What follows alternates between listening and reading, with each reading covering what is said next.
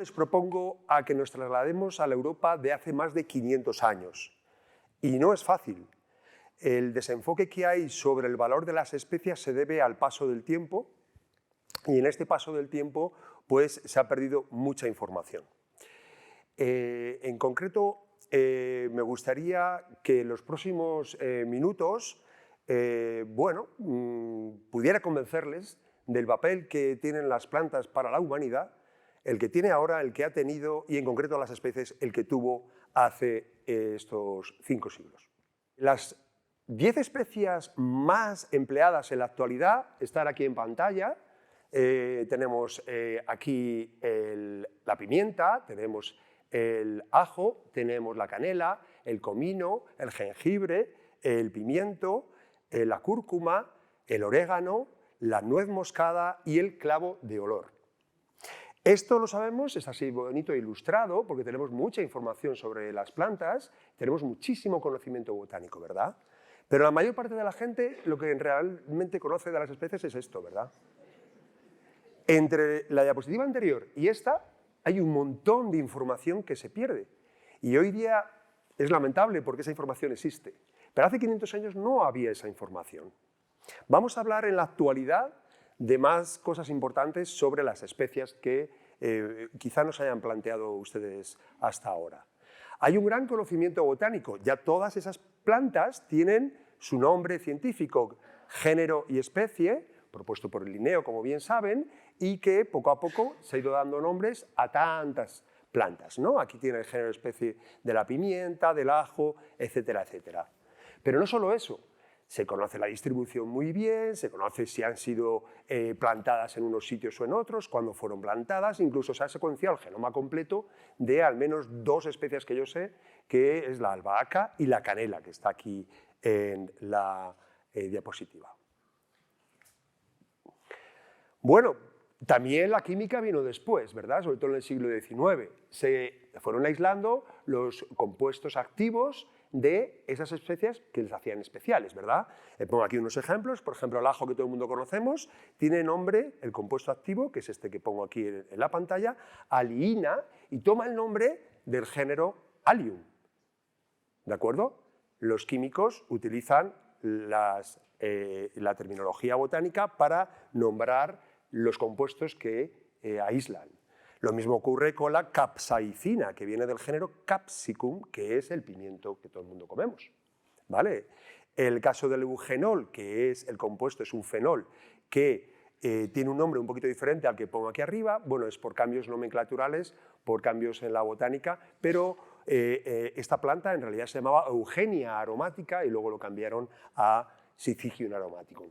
Bueno, pues ya sabemos que va progresando la botánica, tenemos los compuestos químicos y muchos de esos compuestos químicos, cuando ustedes vayan a verlos, hagan la reflexión si ese compuesto químico hace referencia al género, a la especie de la planta de donde se extrajo por primera vez. También hay un cambio importante de los últimos años, hay una gran estabilidad en los mercados. Esta diapositiva que he puesto aquí está tomada de un libro, que ya hablaré más adelante, desde el año 20, han pasado 4 o 5 años, los precios se mantienen iguales, cosa que no ocurría hace 500 años. Hace 500 años la volatilidad era enorme, enorme, enorme, tanto que los historiadores de economía les está costando mucho poner valor proporcional a todos los costes de lo que valía entonces. Manejan muy bien porcentajes, pero se manejan muy mal, por ejemplo, los maravedíes que costaban las cosas. Y de esta forma podemos ver pues, que ha cambiado la cosa. El clavo era muy caro antes, ahora 1 kilo te lo venden por 20 euros, y la especie más cara es el azafrán, que es el primero, que son 10.000 lo que suele costar. Pero ninguno alcanza su precio en oro, que son 90.000 euros lo que cuesta 1 kilo de oro, ¿vale? Bien, el uso actual es principalmente culinario, cierto, pero no en todos los casos. En el caso del clavo, que hablaremos mucho hoy de esta especie en particular, se produce sobre todo en Indonesia. Y en Indonesia, bueno, sobre todo que es el 70-80% de la producción de clavo. Y además lo consumen. ¿Cómo lo consumen? En cigarrillos. 9 de cada 10 fumadores, y fuman mucho, incluyen clavo en sus cigarrillos, con lo cual no es un uso culinario, pero podemos decir que el uso de las especias es principalmente culinario en la actualidad. Y si se han fijado en esta pequeña introducción, estoy diciendo una y otra vez en la actualidad. Y digo la actualidad porque lo que es muy difícil es proyectarse al pasado. Es el ejercicio que debiéramos hacer todos cuando queremos entender la historia. Y es el ejercicio que tienen que hacer, que es el más difícil, todos los historiadores. Porque si no se consigue llegar a la situación contextual, histórica del periodo que fuere, no se acaba entendiendo por qué ocurrieron ciertas cosas. Entonces, la pregunta reformulada sería, ¿servían las especias para lo mismo que hoy? ¿Para qué servían las especias realmente? Para contestar a esta pregunta y controlar una cosa que a mí me preocupa mucho hoy día, y estamos todos viéndolo en la sociedad, es controlar, en esta investigación mía, pero en general cada vez que leo algo, el presentismo. Es decir, en esa proyección que he comentado antes, hay que controlar que no pongamos el valor actual a las cosas que pasaron hace mucho tiempo. Porque si hacemos eso, es terriblemente injusto y terriblemente desenfocado poder entender aquello y poder evaluarlo en su medida justa. Y de ahí tenemos tantas situaciones actuales, demenciales, de maltrato a la historia, porque no se entiende lo que pasó en esa época. Entonces, bueno, pues eso hemos intentado nosotros hacer en nuestros trabajos y voy a dividir la presente charla en 4 partes, no son proporcionales, primero los antecedentes, luego voy a hablar brevemente de las 3 exploraciones principales, las 7 hipótesis que hemos manejado en nuestra investigación y por último voy a dar un producto que son unas conclusiones. El intercambio comercial entre Asia y Europa duró muchos miles de años y he empezado aquí poniendo Mesopotamia, pero es muy anterior. Pero culturas que conocemos como Mesopotamia, Egipto, Alejandro Magno, el mundo árabe, muy importante, Marco Polo, hasta que llegamos a la Baja Edad Media, que es cuando se produce el cambio, precisamente por todos estos descubrimientos, el paso de la Edad Media a la Edad Moderna. ¿Qué había por entonces en esos periodos? Pues no había una ruta, se habla de la ruta de la seda, la ruta de Jaspe, en realidad eran muchas rutas que confluían por mar, como se puede ver en la línea azul, por tierra, como se puede ver en la línea roja, pero no era una sola línea, eran una red enorme donde iban confluyendo hasta que llegaban a territorios cercanos a lo que es Europa en ese intercambio. Cuanto más lejos estaba el producto, más caro era. Podía subir un 100, un 200, un 300, un 400% el precio del producto de donde se compraba inicialmente. ¿Y qué pasaba con las especias importantes asiáticas de las que vamos a hablar sobre todo en esta presentación? Pues que vivían en zonas muy alejadas, en lo que se llaman las islas de las especias. Están en este laberinto, no sé si alguno de ustedes ha tenido oportunidad de ir a esa zona, navegarlo es increíble, fascinante, muy bonito, tropical, pero es imposible encontrar islas pequeñas como eran las 5 islas que formaban parte del archipiélago de las Molucas, donde vivía la nuez moscada y donde vivía el clavo de olor.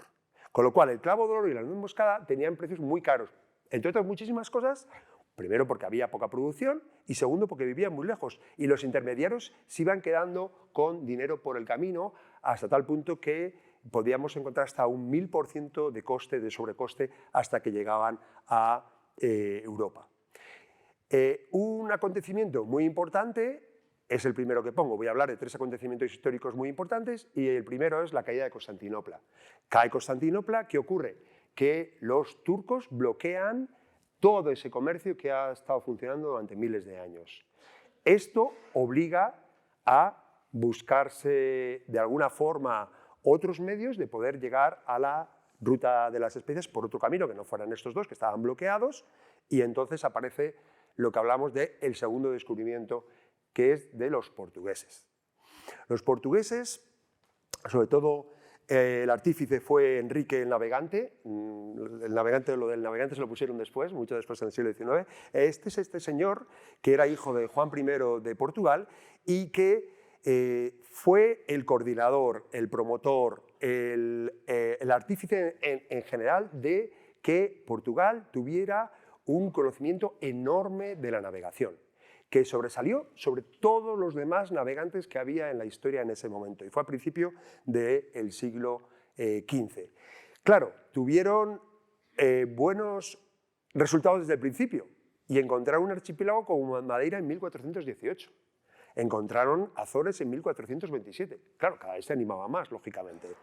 Y Cabo Verde un poco más tarde.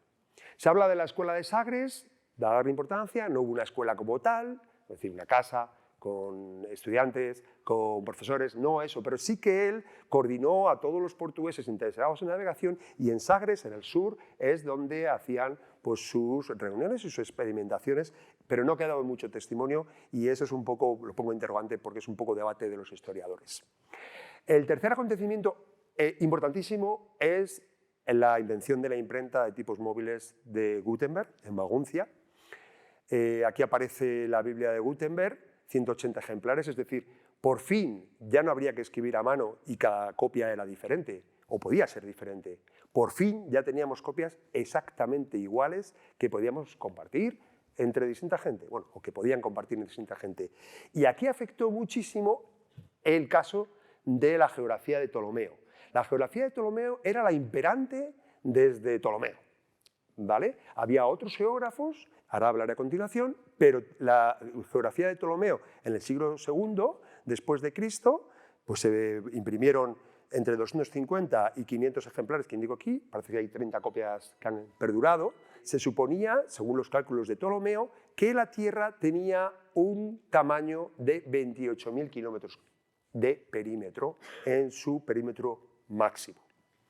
Había otro griego que se llamaba Eratóstenes, 4 siglos antes, que con sus cálculos, seguramente más defectuosos, pero muy exactos, calculó el equivalente a 39.690.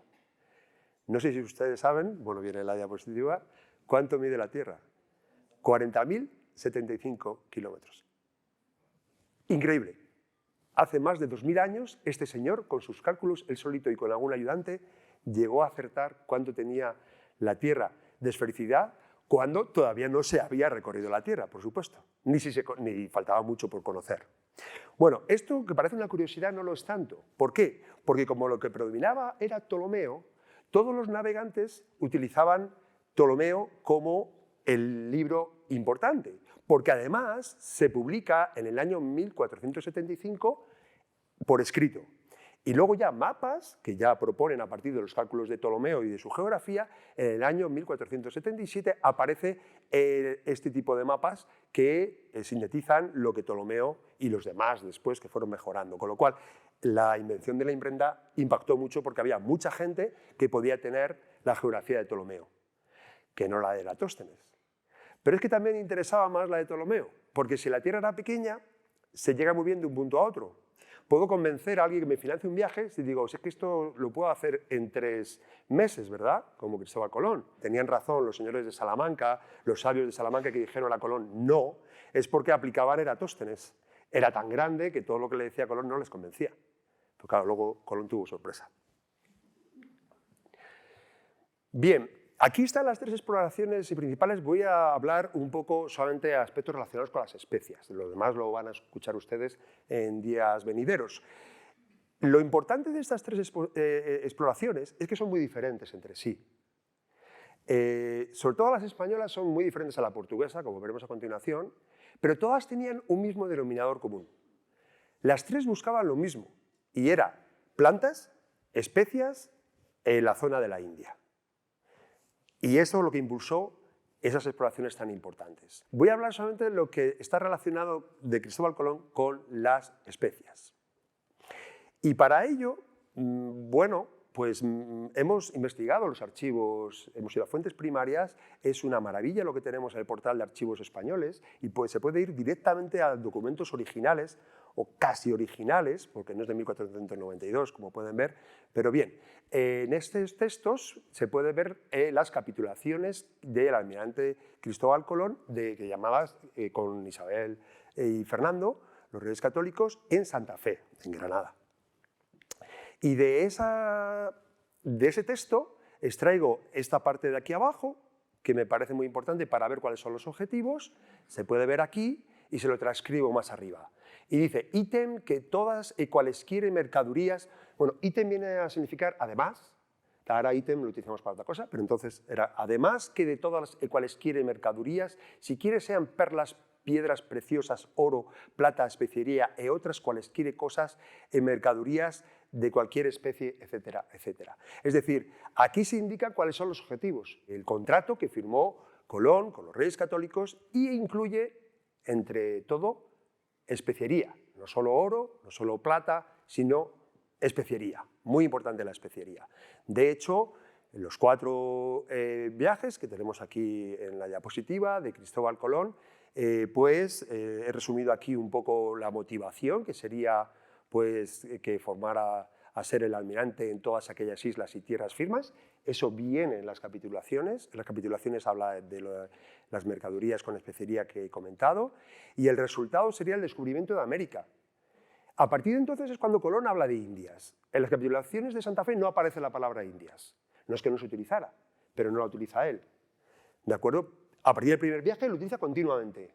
3 veces en una carta que manda a Luis Santángel. Bueno, no voy a entretenerme. Estas son las especias que encuentra Colón. Canela caribeña, pimiento ají, pimienta de Tabasco, pimienta rosada, ruibarbo.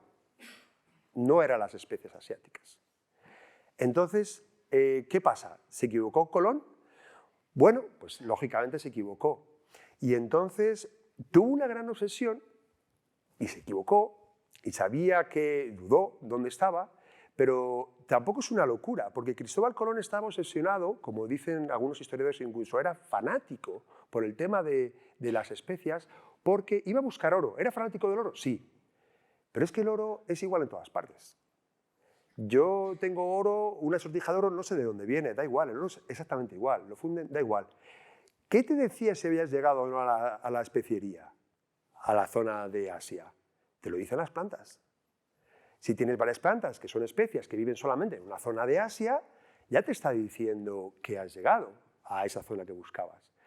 Entonces, llamarle Indias a aquello tampoco es una locura. Llegas a un territorio nuevo, donde tú encuentras seres humanos que tienen unos rasgos asiáticos, pero no son iguales que los de los asiáticos del este, no son como los indios ni los otros asiáticos. Encuentro plantas que tienen algunos compuestos parecidos, pero no son exactamente iguales. Bueno, pues piensa que está más allá de, no está la India, pero está más allá de la India y le llama las Indias.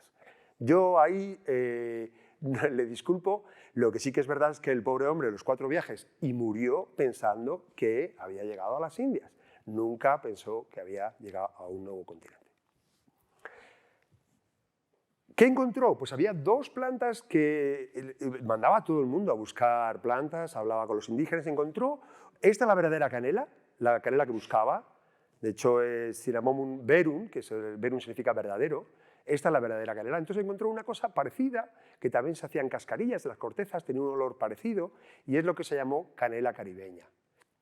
Entonces, bueno, pensaba que bueno, pues era parecida y estaba en la zona. Aquí ya había más problemas, porque la pimienta era de las especies más importantes en la historia de la humanidad, y esta la buscaba con mucho ahínco. Pero es que la pimienta es una planta trepadora, con este aspecto, nada que ver con este otro, de verdad, pero los frutillos sí que se parecen un poco, y tenía un picor. Y entonces le he llamado, desde el principio, falso pimentero, ¿de acuerdo? Porque no convencía del todo.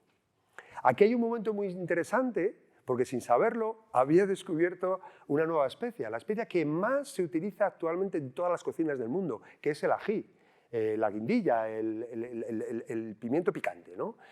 Que aquí sí que veía claramente que es una planta trepadora, esta es una hierba que crece, pero es anual, como dice su nombre, anual, y ni siquiera las semillas se parecían, solo se parecía un poco el picor. Y ahí, a partir de entonces, es cuando empieza a llamarse, en vez de pimienta, pimiento, masculino por femenino. Y aparece en el diccionario de Nebrija de aquella época.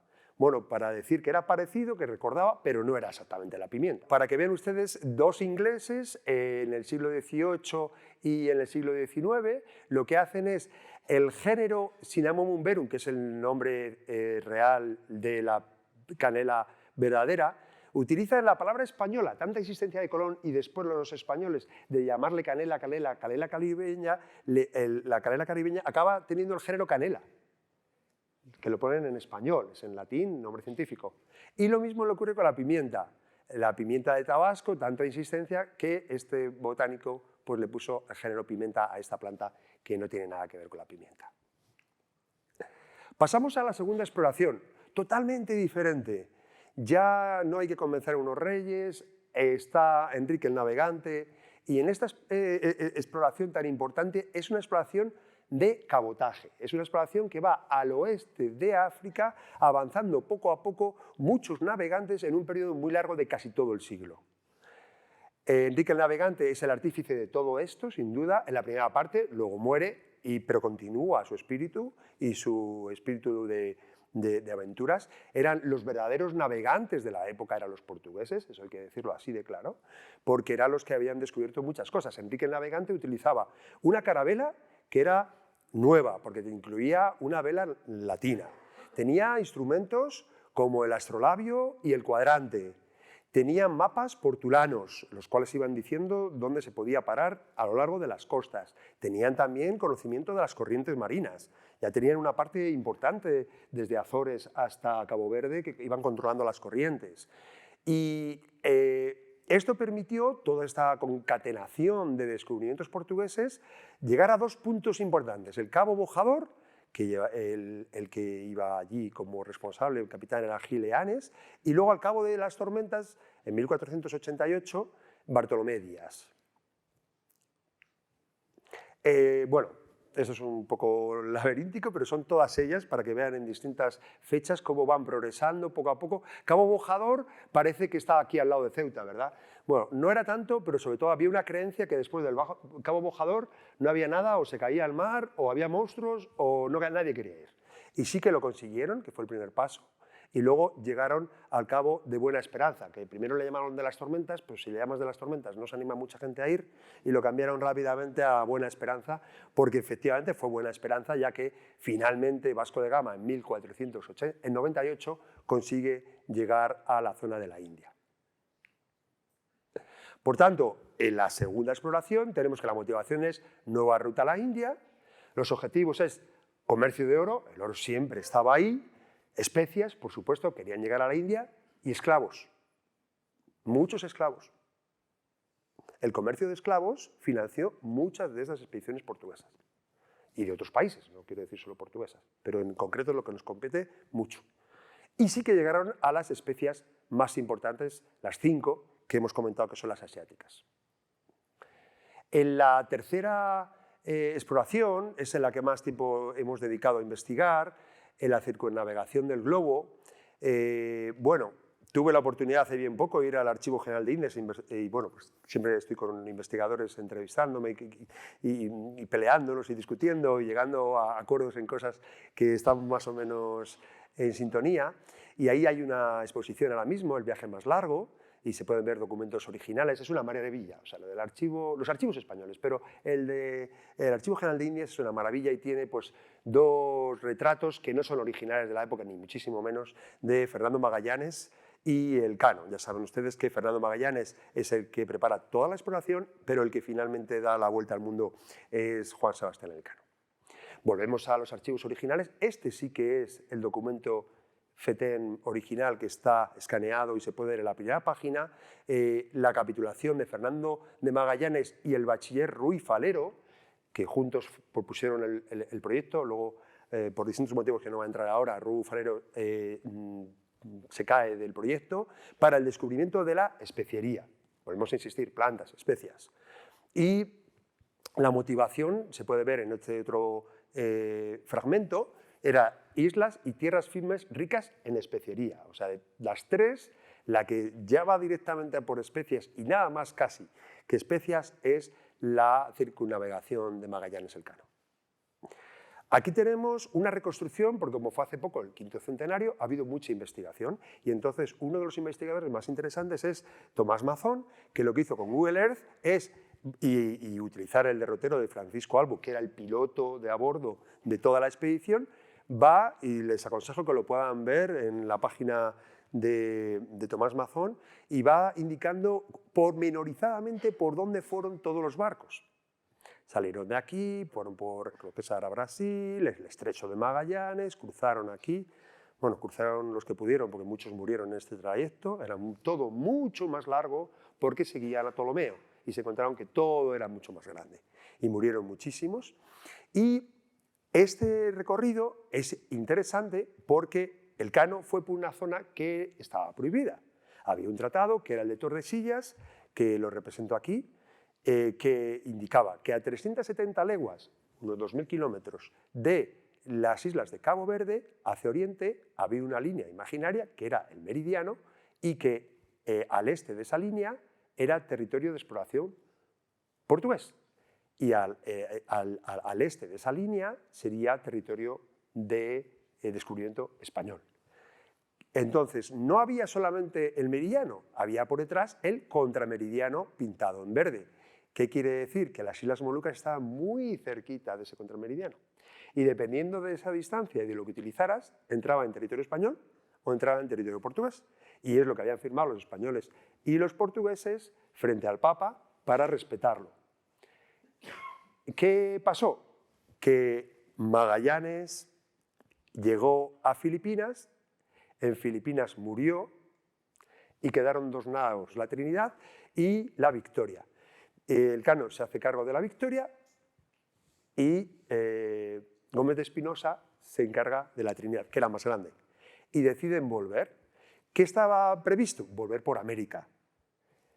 Y Elcano desoyó aquello y dijo, yo no voy por ahí porque los vientos no son favorables, no hay forma de llegar, yo lo voy a intentar por territorio portugués.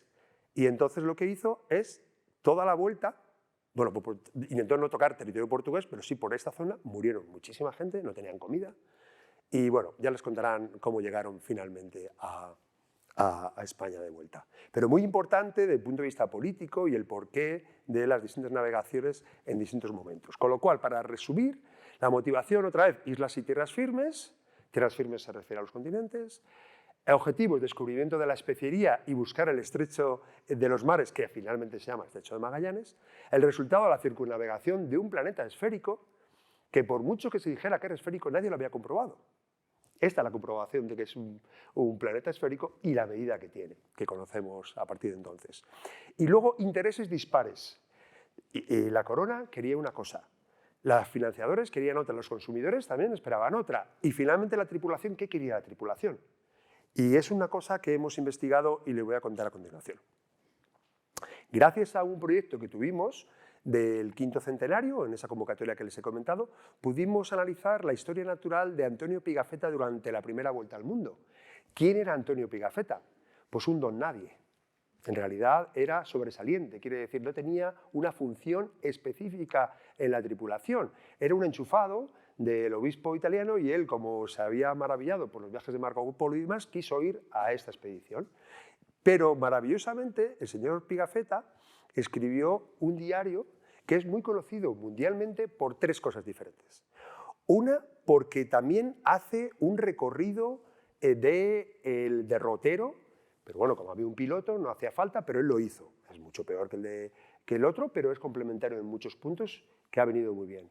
Más importante para los lingüistas, es la primera vez que muchas de esas lenguas asiáticas que no se escribían aparecen por escrito en su diario con unos pequeños vocabularios que transcribe los sonidos que interpreta Pigafetta. Y lo tercero, que es lo que más nos interesa, es la historia natural, es decir, los animales y plantas que se van encontrando. Y eso es lo que nosotros hemos analizado en detalle. Bueno, hablo del primer diario de historia natural, con permiso de Gonzalo Fernández de Oviedo, que también a la vez hace un diario, el primero, de la era moderna. Y gracias a estos resultados, pues los hemos publicado en este libro que tienen ustedes en pantalla, que está aquí en la biblioteca de aquí, de la Fundación, y que pueden consultar. Y muchos de estos resultados que estoy diciendo, pues están extraídos de ahí. El análisis de historia natural del diario Pigafetta, ¿qué utilizamos? Pues utilizamos la copia más completa y más fidedigna que está depositada en la Biblioteca Ambrosiana de Milán, de 1800. Bueno, el diario es anterior, pero en 1800 apareció esa copia. A ver, al pobre Pigafetta nadie le publicó su diario, mira que lo intentó en España, en Francia, en Portugal, no pudo. Entonces hacía copias en muchos idiomas y se lo proponía a los franceses, a los portugueses, iba haciendo muchas copias. Finalmente aparece este que está en italiano y que el proyecto Gutenberg, no sé si lo conocen, está todo online, es una maravilla. No solamente tienen esto, sino también tienen los transcritos, los documentos originales de Hernán Cortés, de Álvar Núñez Cabeza de Vaca, de Bernal Díaz del Castillo. O sea, para investigar realmente me parece una herramienta imprescindible, que es la que hemos utilizado nosotros. ¿Cómo lo prepararon en este caso? No en todos los otros casos. En este caso, pues hay una primera columna en la cual se transcribe directamente cómo se lee en ese diario y cómo ha quedado, y se transcribe tal cual. En la columna de la derecha se habla del inglés, que sería la traducción de esa obra, y lo más interesante son las explicaciones. Son esas explicaciones que la va renovando, llevan muchos años renovando y mejorándolas.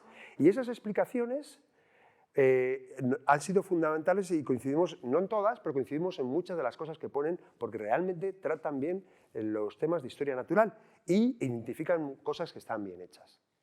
¿Cuál es la alternativa? Buscar una de las 12 traducciones que hay del diario de Pigafetta al español, en la cual me he encontrado que la última obra, la última traducción de hace bien poco, aprovechando el 5º centenario, no es ni mucho menos la mejor. Esta otra, de 1922, de Ruiz Marconde, es mucho mejor. Este señor de aquí, Ruiz Marconde, en 1922, propone darle género y especie a las plantas y animales que Pigafetta se va encontrando durante 3 años que duró la navegación. Esa idea, dijimos, pues vamos a hacerlo, vamos a intentar que haya más información y dar nombre, género y especie a todas las citas que hay. Y mientras que buscamos eso, pues fuimos leyendo distintas traducciones y voy a comentarles unos errores que son muy comunes. Pero ¿por qué hay esos errores tan comunes? Bajo mi punto de vista es porque no está bien tratada la historia natural, las ciencias naturales en muchas traducciones de historia. La hacen gente que sabe del idioma, que eso es imprescindible, pero no tiene mucho conocimiento de ciencias naturales. Y a ver si les convenzo con unos cuantos ejemplos. Por ejemplo, hay que tener en cuenta, ¿estaba en italiano la copia de la Biblioteca Ambrosiana? Sí. Pero en italiano de hace 500 años, del Véneto. Cuando tú quieres traducirlo al italiano actual, por mucho italiano que sepas, te encuentras con que el Ficci del Paraíso, es higo del paraíso, aparece muchas veces en Pigafetta. Y lo traducen como higo. El Ficci del Paraíso debía ser algo parecido a esto. Pero el Ficci del Paraíso es la banana, el plátano. En todos los idiomas se llamaba higo del paraíso, porque tenía un sabor parecido, nuevamente como le pasaba a Colón, ¿verdad? Un sabor parecido, pero no es exactamente igual. Pues le ponemos este nombre de momento, era un producto nuevo, ¿no? En la Edad Media. Entonces aparece una y otra vez higo, higo, higo, higo, en muchos sitios donde no hay higos, solo hay higos en el Mediterráneo. Tenemos otra fuente de error, un desenfoque histórico importante, este es más delicado. La palabra panizo pasa a llamarse panícula o a llamarse, o género panicum, ¿no? Diría panizo, panicum, nada que ver. El panizo, la palabra panizo en castellano viene de panis, es decir, los granos con los que se consigue hacer pan. Y el pan se hacía a partir de granos como este. No piensen ustedes que había un paquete de trigo, un paquete de centeno, un paquete de cebada, un paquetito de tal, y yo elijo, lo muelo y tengo pan de trigo, y además de integral. No, se cultivaba, se recogía y era grano, y ese grano era el panizo. Entonces, cada vez que hablan de ciertas plantas en concreto, no son esas plantas en concreto, no hay que concretar tanto. En aquella época, en el siglo XV, no se concretaba género de especie, ni siquiera un nombre vulgar para una planta concreta. No distinguían las especies de gramíneas, como pueden imaginar, pero sí algunas de grano y se mezclaban. Hay otro punto de la evolución de un vocablo. Aquí es muy interesante porque Pigafetta fue escribiendo sobre todo en su italiano de Véneto, pero incluía, claro, estaba con una tripulación que eran portugueses y españoles sobre todo, y metía muchas palabras portuguesas y españolas. La palabra millo en portugués significa maíz. Entonces, si yo no tengo ni idea de plantas y no me interesa mucho ese aspecto, voy a hacer con esa evolución del vocablo, que en castellano fue a otro lado, en portugués millo pasó a ser maíz, y te lo ponen en Filipinas. Y aparecen esas traducciones que encuentran maíz cuando están en Filipinas. Y es imposible, el maíz es americano. Pero pongo unos ejemplos, pero esto es digamos, un patrón. como el de los falsos cognados, en este caso he cogido un ejemplo, solo aparece una vez en el diario, que es la palabra guave. Aparece guave. Guave a lo que más se parece es guava. Y guava, en inglés, es guayaba. ¿Y qué pasa? Que guave aparece cuando están en Filipinas nuevamente. Pero en Filipinas no hay guayabas, las guayabas son americanas. Y nuevamente, en esas traducciones tan modernas, pueden encontrar que ponen que hay guayaba en la especiería, cosa que es un disparate desde el punto de vista biológico enorme. Hay un ejemplo, porque Pigafetta encuentra unas hojas animadas. Es decir, él ve esto. Parece una hoja, ¿verdad? Es un insecto hoja. Y él lo describe apasionado, estaba fascinado, lo mete en una cajita, lo guarda y duerme, y al día siguiente abre la cajita y se seguía moviendo la hoja. Y ¿esto qué será? ¿Qué será? ¿Y qué es? Pues el insecto hoja, el insecto palo, pertenece a un grupo de insectos. Pero cuando la autora de esta traducción, que es la más reciente, nos hace una nota explicativa, que no le pide el guión, y nos dice, evidentemente no se trata de hojas, sino de insectos. Correcto. Ortópteros. Ortópteros son los saltamontes. Nada que ver con este grupo. Estos son del grupo de los fasmatodeos. Y dice, del género Phyllium, efectivamente lo es, una especie específica de gusano de seda, que es otro orden que son los lepidópteros. O sea, nunca mejor dicho en estos órdenes taxonómicos decir que esto es un disparate de primer orden. En nuestro análisis de Pigafetta, con los posibles errores, conseguimos descifrar 629 citas de animales o plantas, de las cuales un 43% son animales y un 57% plantas. Y luego, de esas, vemos que hay no comestibles el 40% y el 60% son comestibles. Con todo el hambre que pasaron, es fascinante que haya tantas no comestibles. Y lo que indica es la vocación de un diario de una persona que estaba muy interesada en la historia natural, aunque fuera en 1519-1520, ¿de acuerdo? Ahora vamos a pasar a las plantas. Muy interesante porque aquí están las especias. Con un quinto de las citas de cada vez que se habla de una planta es una especia. Coincide totalmente con los objetivos de la expedición, ¿verdad? Y con otro objetivo un poco más oculto, vemos que de las 75 citas de especias, más de la mitad son clavo. Parece que les interesaba el clavo.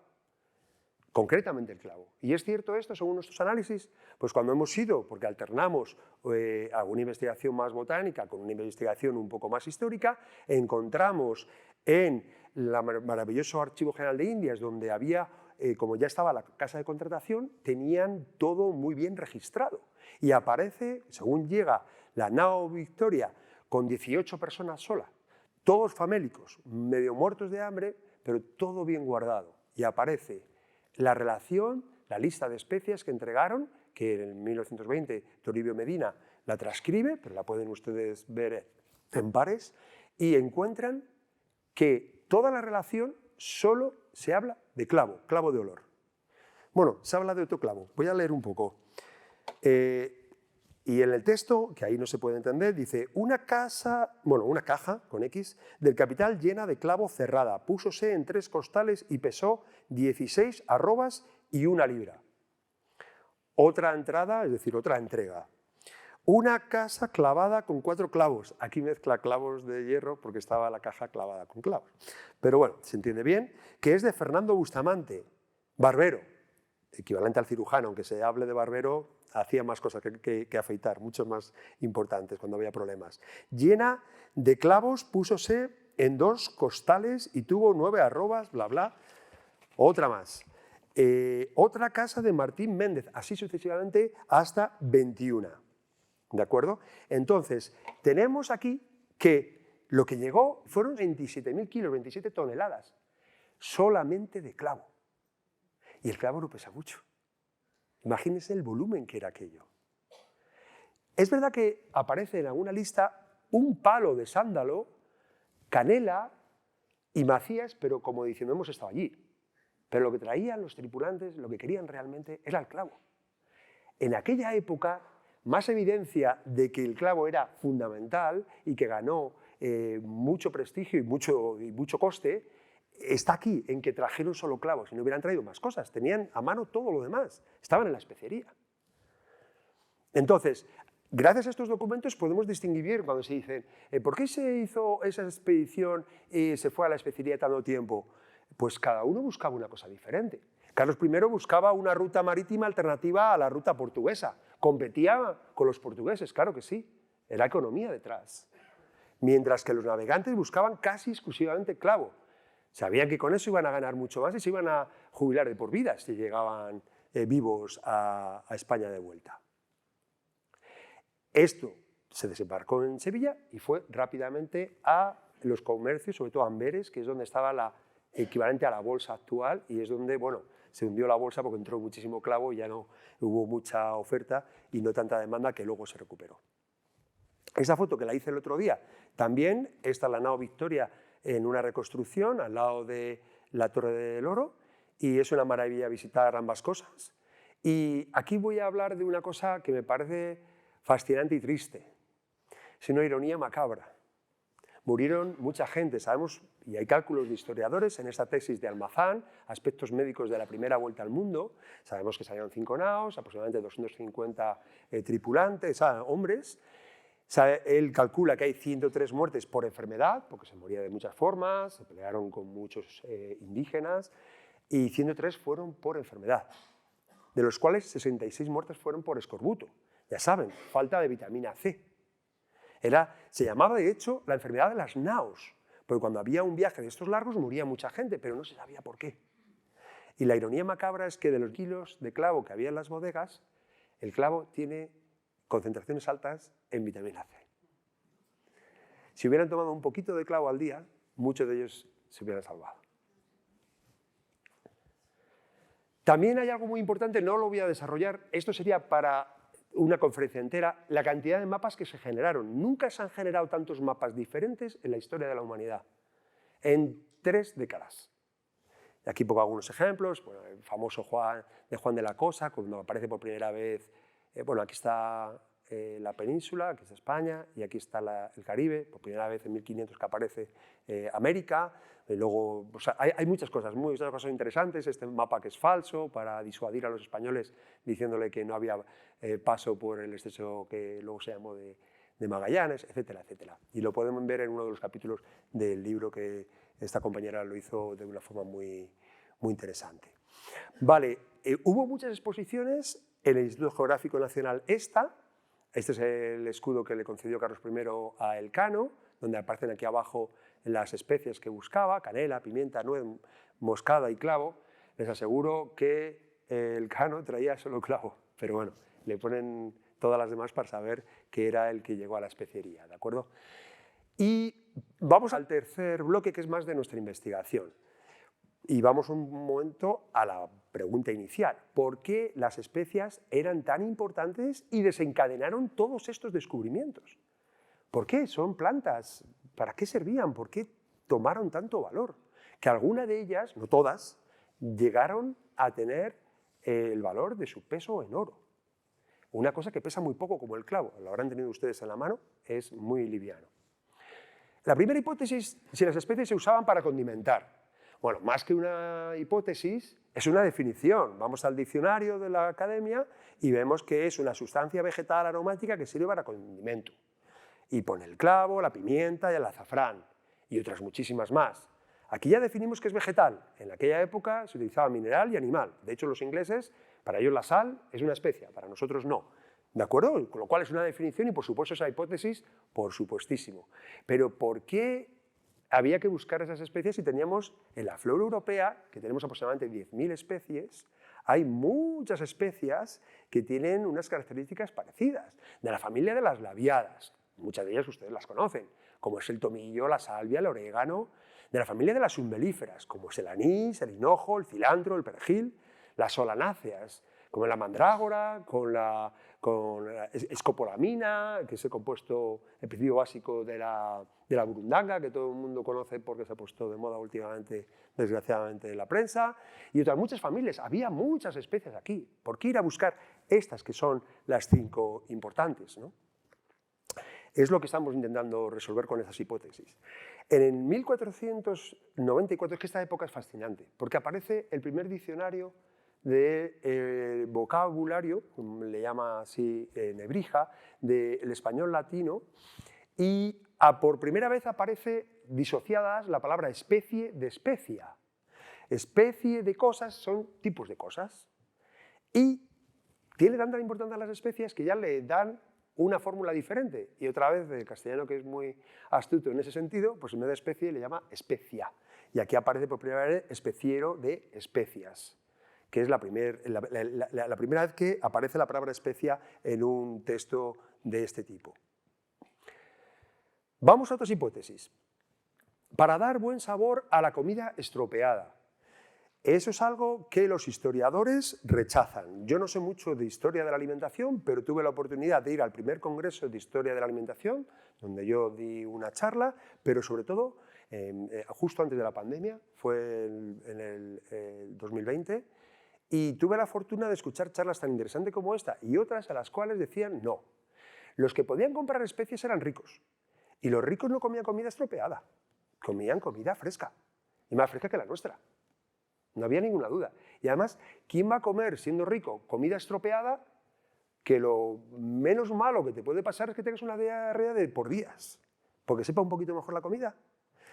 Esa hipótesis realmente ellos mismos me abrieron los ojos de que no era fácil que fuera una hipótesis consistente. Como esta otra, que también voy a intentar convencerles. Esta ya es mía, intento buscar argumentos, a ver si les convenzo, con un uso que se da en todas partes. Ya es como un mantra, como que lo ponen siempre. Las especias servían para culinario, ¿cierto?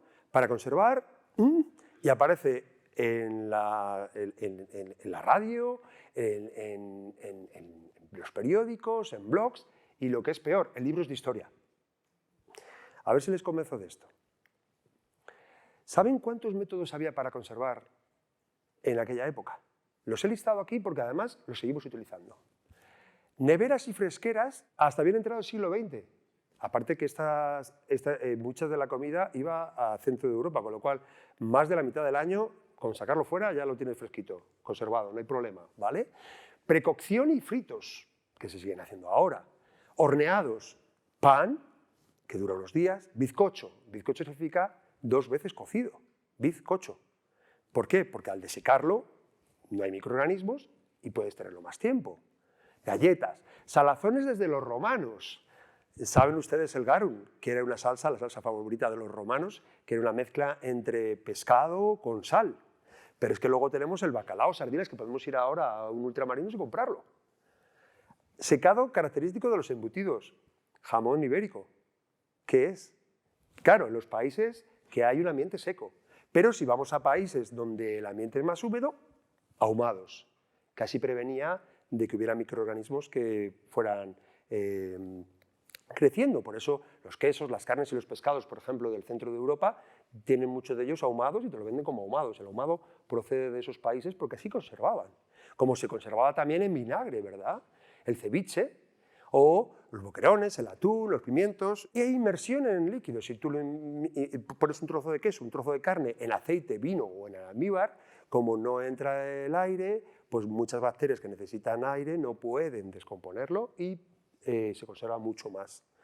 Entonces ustedes imagínense que tienen 1 kilo de carne, que son ricos además, quizás mucha imaginación, y que ese trozo de carne voy a intentar conservarlo con una especia. Pongamos el clavo, en polvo. Lo tengo en polvo, entonces, claro, lo tengo que cubrir, ¿no? Porque si hay una parte que no está cubierta, pues eso se estropea, ¿no? Vale, lo cubro. Y tiene 3 problemas importantes. Primero, no hay quien lo coma. Eso sabe a químico. Yo he hecho un poco la prueba y sabe a químico, porque tiene fenoles, si lo cubres. Segundo, es tóxico. Y tercero, ¿cómo vas a poner para conservar unas especies que son carísimas cuando tienes todos esos métodos?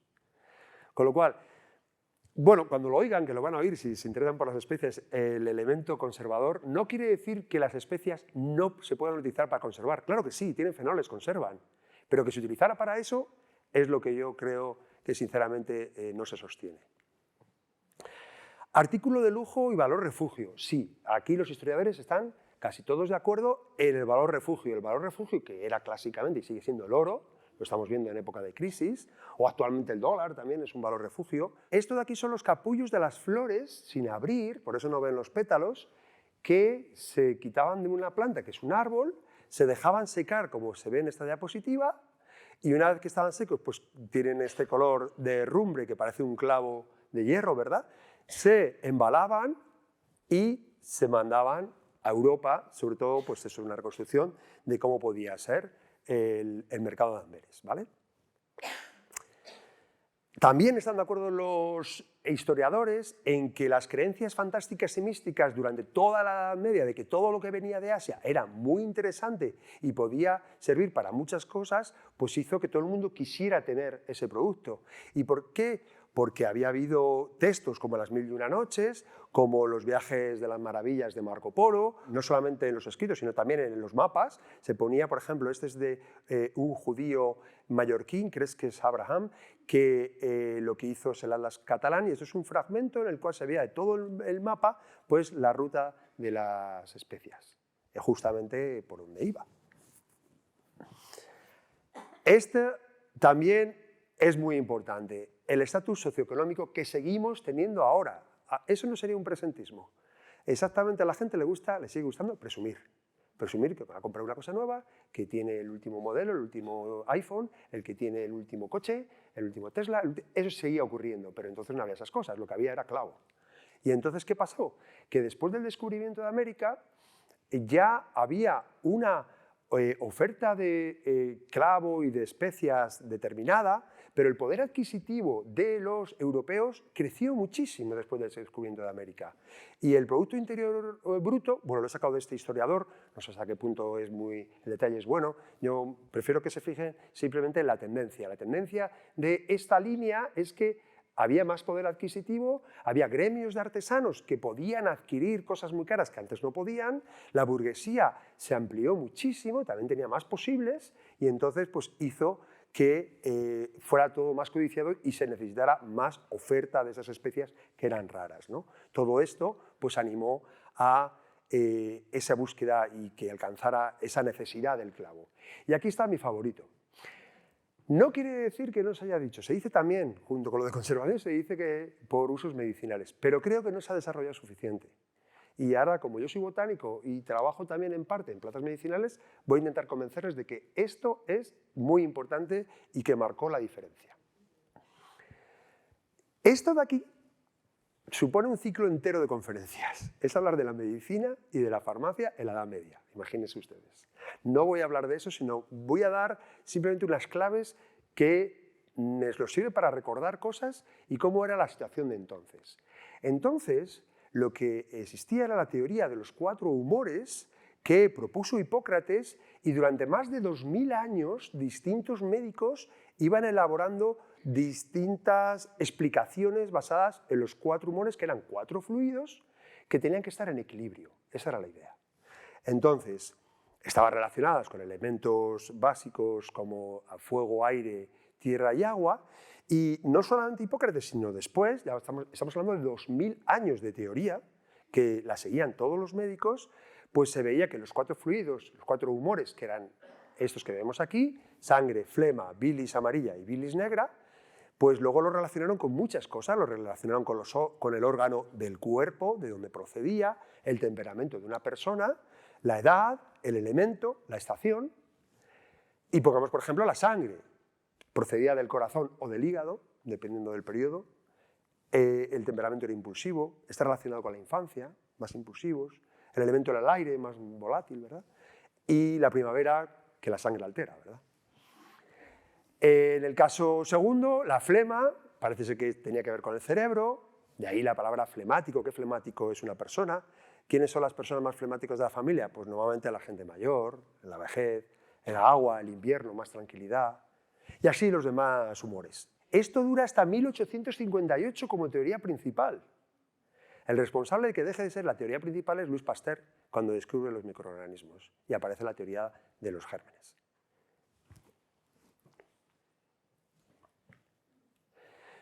Vamos a hablar brevemente de la farmacia. ¿Cómo era la farmacia? O sea, cuando uno se ponía malo, ¿qué le pasaba? Bueno, pues que había una botica, no farmacia, una botica, que tendría este aspecto más bien, porque esto es del siglo XVIII, una botica en España, en Peñaranda de Duero, que les aconsejo que vayan a visitar, es una preciosidad, pero es muy posterior, pero de la época está en Llivia y tiene ese aspecto.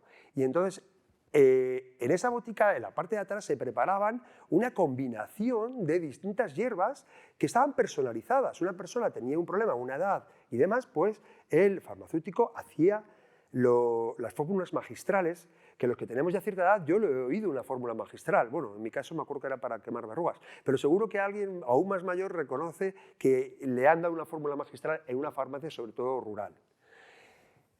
De hecho, si ustedes ven la palabra officinalis, cuando vean la palabra officinalis, como el nombre científico significa de oficina, porque estos sitios se llamaban reboticas u oficinas, que eran los puestos de trabajo. De entonces, luego oficinalis significa otra cosa, ¿verdad? Pero si ustedes leen cualquier planta que se llame officinalis, es que la utilizaban para curar. También interesante eran dónde se plantaban, en sitios como estos, sobre todo en monasterios. Y había los jardines que se llamaban por entonces hortus medicus. Si solo tenía unas pocas plantas muy concretas, se llama jardines de simples, o hortus simplicium. Y bueno, pues he tenido que poner también el nombre de la institución a la que pertenezco, a la que tengo el orgullo de haber estado aquí investigando durante 40 años, que su nombre técnico, cuando se inauguró en 1755, era Hortus Regius Matritensis, jardín era hortus. Y así es como se llama oficialmente, o se llamaba oficialmente, el Real Jardín Botánico de Madrid. Luego aparece el protomedicato, muy importante. Los reyes castellanos quieren poner en orden entre los médicos, los farmacéuticos, los cirujanos, digamos, de la época, se llamaban barberos, hemos leído, ¿no? Para diferenciarlos de los curanderos, de los sanadores, pues que eran unos farsantes. Entonces ya empieza a haber un protomedicato para que se pudiera organizar quiénes eran los profesionales y quiénes no. Y ya los reyes católicos ya acaban de solucionarlo. Herbolarios. Herbolarios muy importantes y muy importante distinguir qué era realmente útil de una planta y qué se creía que era útil.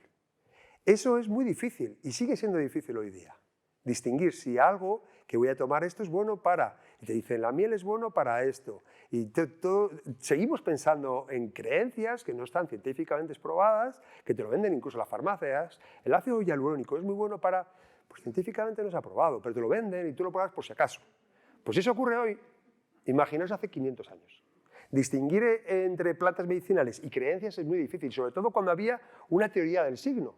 La teoría del signo que imperó en la Edad Media se resume como que Dios había dado formas a la naturaleza para darle pistas a los humanos de qué órgano curar. Si la naturaleza, una parte de la naturaleza, tenía una forma determinada, servía para curar eso. Por ejemplo, el nogal. Tenemos una semilla, ¿verdad?, que tiene pinta de cerebro, todo el mundo lo hemos visto. Pues curaba las enfermedades mentales. Esta no la voy a explicar porque el género orquis significa en griego testículo, y ya lo pueden imaginar ustedes. Voy a pasar a la siguiente. Lobaria pulmonaria, que es un líquen, es porque tiene una estructura como el interior de los pulmones. Entonces, estaba la naturaleza continuamente dando pistas y se utilizaba para ello. ¿Servía para ello? Seguramente no, pero es que también había plantas que sí que servían. Había opio, y el opio ya sabemos qué tipo de analgesio antiinflamatorio es. Había el sauce, ¿no?, que es de donde sale la aspirina. O sea, que sí que había, o sea, había una mezcla entre las dos cosas y separar una de otra era muy difícil. De hecho, pues eso, Linneo lo reconoce y pone los nombres teniendo en cuenta eso. Igual que Ptolomeo era el griego que propuso ese libro que fue muy influyente durante toda la historia de los últimos 2 milenios, había un libro fundamental también de un griego que se llama Pedáneo Dioscórides, que se llamaba Materia Médica. ¿Qué pasó? Que era un montón de plantas de la Grecia antigua, servían para curar. Lo que ocurrió es que distintos autores posteriormente fueron incluyendo plantas propias de su zona y iban ampliando materia médica, ese Dioscórides. Y tenemos Mattioli en 1544 con sus plantas italianas que las incluye, o tenemos al médico Andrés Laguna, que es un segoviano y fue médico tanto de Carlos I como de Felipe II. O sea, gente importante, pero si nos vamos al periodo de las 3 décadas en las que estamos ahora moviéndonos, vemos libros botánicos de época, como el Macer Floridus de 1495, claro, ahí aparecen libros, ¿verdad? Gracias a la imprenta. Y el de Cuba, bueno, von Kauk, que se llamaba Cuba, en 1510, donde aparecen, por supuesto, plantas medicinales y aparecen cada vez más las especias, como dándole importancia. De ahí nuestro argumento y nuestra línea de investigación de la importancia que alcanzaron tan importante porque podían curar. Hemos pasado hace bien poco una pandemia. Hubiéramos dado todo lo que tuviera en nuestra mano para salvar a un familiar nuestro, un padre, una madre, salvarnos nosotros mismos, lo que fuera. Todas las riquezas que habéis acumulado durante toda la vida. Por salvarlo, ¿verdad? Pues esa es la mentalidad que debía de ocurrir entonces. Y lo voy a argumentar un poquito más adelante. Aquí, en este maravilloso tesoro que lo es de Covarrubias, de 1611, ya se recoge toda ese conocimiento en su diccionario, ya por supuesto distingue especias y especies, no quiero que lo lean ustedes, está muy lejos, pero ya habla en rojo marco drogas y boticarios, es decir, claramente Covarrubias recoge todo ese conocimiento y lo resume en esa descripción. Y ahora vuelvo a aquello de que con una pandemia como la que hemos tenido hace bien poco y hemos aprendido mucho, ¿qué pasaba en aquella época? ¿Cuál era la situación previa a la era de las exploraciones? Tenemos un siglo XIV donde hubo una guerra de los 100 años. Bueno, eso nos afectó poco, era entre ingleses y franceses, pero vamos, 100 años guerreando deja todo muy mermado, ¿vale? Muchas muertes. Aparece la infección más importante que ha padecido el continente europeo, que es la peste bubónica. La peste bubónica se supone, o se ha calculado que entre el 40, 45, 50% de las muertes de todos los europeos. Europa debía tener como 30 millones de habitantes. Debieron de morir la mitad.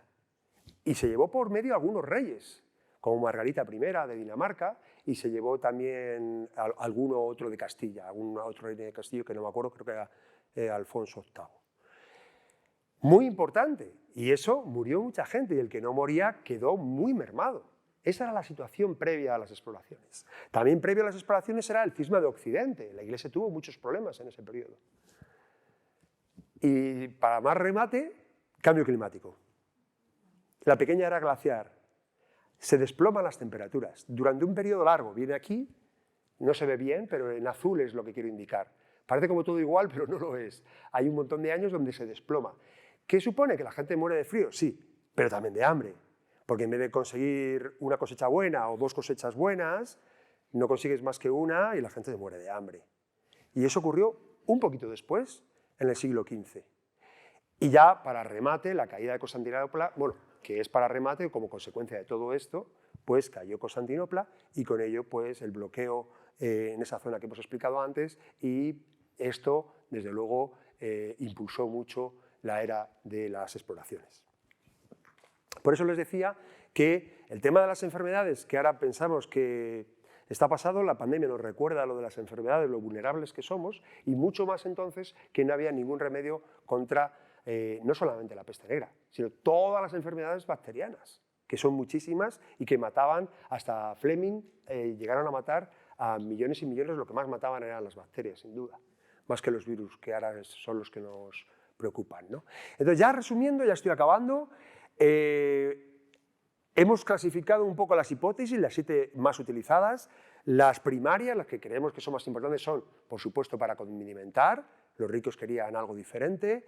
La hipótesis 6 del estatus socioeconómico gracias a una burguesía cada vez más en aumento.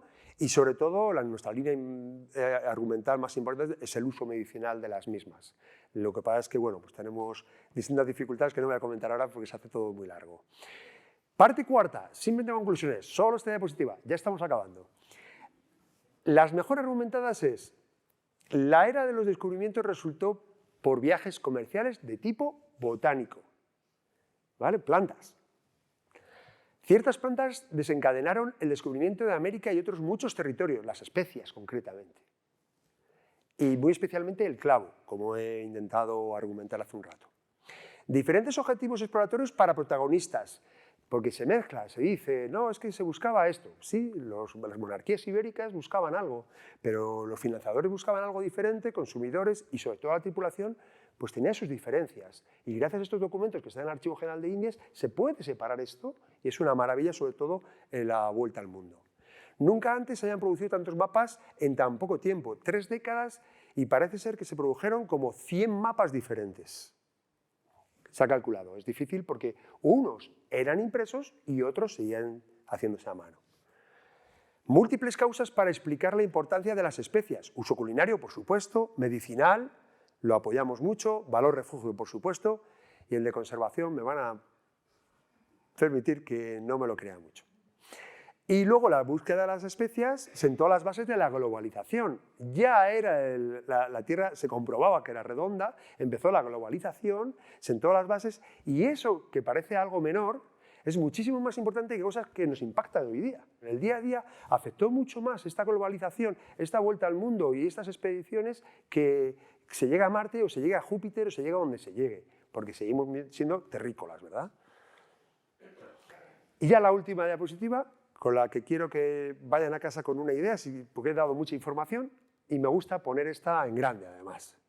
Ni Cristóbal Colón y las 5 naos navegaron hacia el oeste en busca del oro de América, no era el objetivo, ¿verdad? Ni Magallanes y Elcano dieron la vuelta al mundo por ser los primeros, no eran las Olimpiadas tampoco, ¿verdad?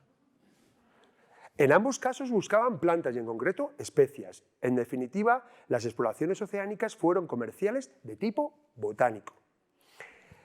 Y si no les he conseguido convencer sobre el valor de las especias, todo lo que supusieron en la época, pues por lo menos espero haberles despertado la curiosidad por las plantas y que sepan que sin plantas no estaríamos aquí y que han sido fundamentales para toda la historia de la humanidad.